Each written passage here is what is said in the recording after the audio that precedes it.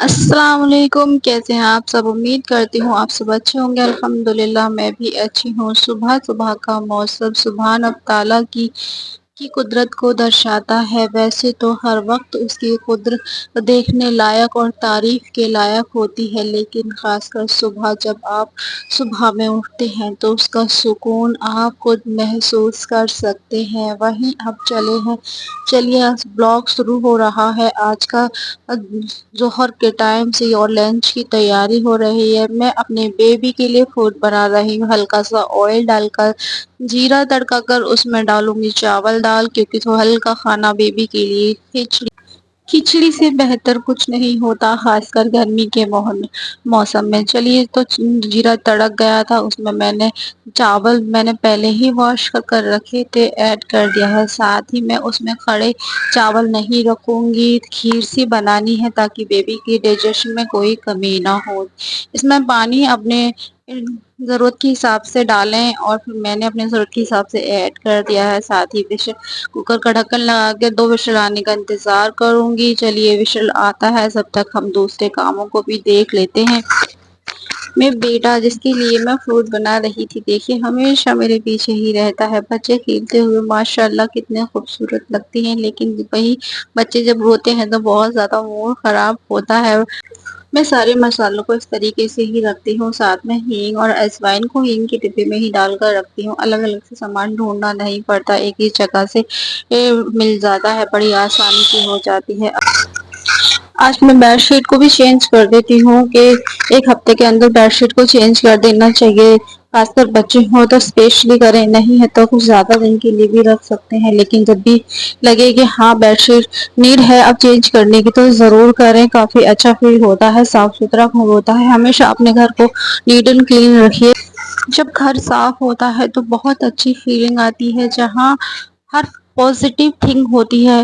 نماز پڑھنے میں، کام کرنے میں بہت ہی خوبصورت احساس ہوتا ہے، لیکن وہی گھر میسی بھرا بھرا گندا سا ہوتا ہے تو کوئی بھی کام کرنے کا دل نہیں کرتا ہے۔ میری عادت ہے جب بھی میرے بچے کسی بھی کام کو بگاڑ دیتے ہیں، بچوں کے کھیلنے کے بعد ترنت میں اس سامان کو اپنی جگہ ہی اٹھا کر رکھ دیتی ہوں۔ جب تک بچے کھیلتے ہیں تب تک ٹھیک ہے، لیکن اس کے بعد ترنت ہی ہمیشہ اپنے گھر کو اور اپنے سامان کو اس جگہ پر رکھ دیتی ہوں جہاں وہ رکھا ہوتا ہے۔ اس سے میرا کام زیادہ نہیں پھیلتا اور مجھے بہت زیادہ آسانی ہو جاتی ہے۔ ہمیشہ ایسا نہیں لگتا کہ پورا گھر میں کام پڑا ہوا ہے، اچانک سے کوئی گیسٹ بھی آ جائے تو اسے یہ محسوس نہیں ہوگا کہ آپ کے گھر میں کام نہیں ہوا ہے۔ جب بھی آپ اپنے بچوں کے کھیلنے کے بعد یا کام بگاڑنے کے بعد ترنت ہی اسے صحیح کر دیں گی تو کبھی بھی آپ کو یہ محسوس نہیں ہوگا کہ کوئی بھی کام نہیں ہوا ہے۔ اکثر میرا کام نہیں بھی ہو تو میرا پورا گھر نیڈی کلین ہی رہتا ہے۔ وہیں پر چلیے بیڈ شیٹ بھی ترنت ہی صاف کر کر ڈال دیتی ہوں، کیونکہ میں زیادہ کپڑے اکٹھا نہیں کرتی ہوں، میں ہاتھ سے ہی بس کپڑے واش کرتی ہوں، ڈیلی کے کپڑے ہی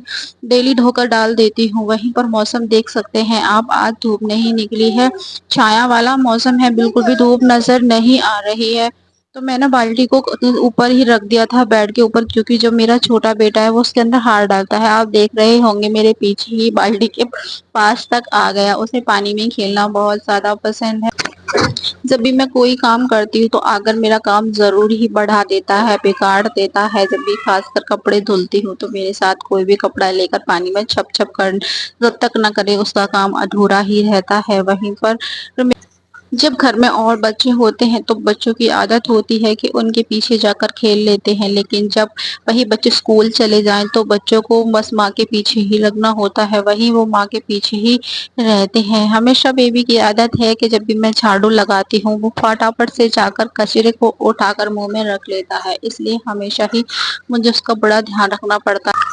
بچے جب چھوٹے ہوتے ہیں تو انہیں نہیں پتا کہ ان کے لیے کون سی چیز صحیح ہے کون سی غلط، انہیں بس اٹھا کر اسے منہ کے اندر ڈالنا ہی ہوتا ہے، بھلے ہی وہ کیڑا ہو یا کوئی گندگی ہو اسے منہ میں رکھنا ہی ہوتا ہے۔ دیکھیے ابھی میں نے ٹیبل کے اوپر کلوتھ لگا کر گئی تھی، لیکن واپس سے آ کر اس نے یہ کلوتھ ہٹا دیا۔ یہی پروسیس وہ 3 سے 4 بار کر چکا ہے صبح سے، لیکن جب بھی مجھے دکھتا ہے کہ ہاں بھائی کلوتھ ہٹا ہے میں آ کر اس پر رکھ جاتی ہوں، لیکن کام اس کا یہ ہے کہ وہ واپس سے ہٹا دیتا ہے۔ اچھا میرے کچن بھی نیٹ ہو گیا تھا، کلین ہو گیا تھا، اور ساتھ ہی میں نے صوفے کا بھی صفائی کر دی تھی۔ اب باقی کپڑے جو میں نے رات کو ہی دھل کر ڈال دیے کیے تھے نہانے کے بعد تو وہ سوکھ چکے ہیں، تو میں اسے اٹھا لیتی ہوں، ساتھ ہی کپڑے ساتھ ہی ساتھ واش کر دیتی ہوں تاکہ کپڑے زیادہ اکٹھا نہ ہو۔